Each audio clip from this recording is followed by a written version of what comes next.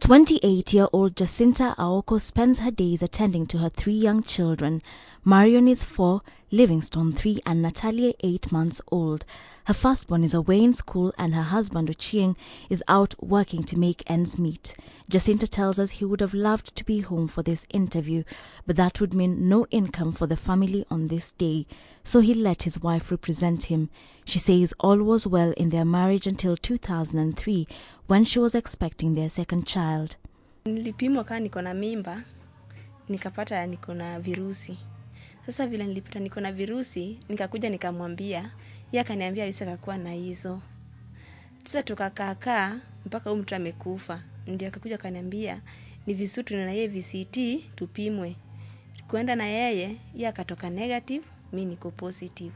This was to be a turning point in their lives, but Jacinta and Ochieng reached an unconventional decision. Akaniambia sasa tutafanya nini na inafaa tusae watoto wengine. Mimi nikamwambia tu iko sawa tu, sasa tu, tasikuwa natumia dawa yoyote. 4 years later, she got pregnant again. Tukaenda kutafuta hizo dawa za mtoto City Council. Sasa vile lile City Council akapewa hizo dawa wakakuja wakampea. After hiyo nikaenda nyumbani. Nikimesa miezi 3 nikastukia tena niko na mimba ya mwingine. She got her 4th child prematurely. She stayed in hospital for 2 months before she was discharged. Mzee wangu kaniambia tena nipimwe nijue kama niko nayo. Tukaenda na yeye Pumwani sasa yuko sasa ndio nilichukuliwa nikwe nikichukua dawa huko. Tukaenda na yeye akapimwa akatoka negative bado. Akakuja kaniambia sawa tutaendelea tuna maisha. When she was started on ARVs in 2008, her level of immunity or CD4 count was 5. She was barely surviving. But after she started taking the treatment, today her CD4 count has improved to 390. An average healthy person has over 600 CD4s. Her husband, she says, still prefers not to use protection.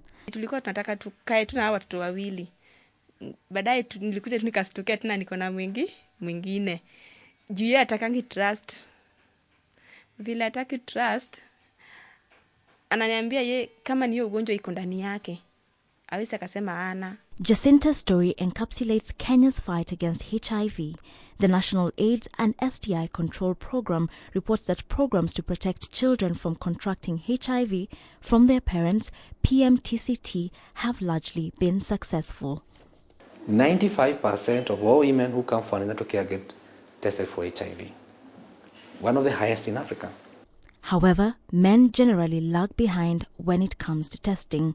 It's a big challenge, particularly among men, because if my wife has tested negative, they assume they are, when quite often it's not the case.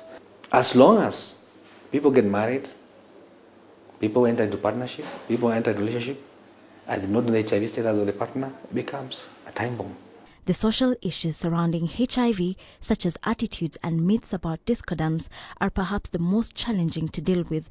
This only means that much as Kenya has come from far, when HIV was referred to as slim, there is still a long road ahead if HIV is to be successfully tamed.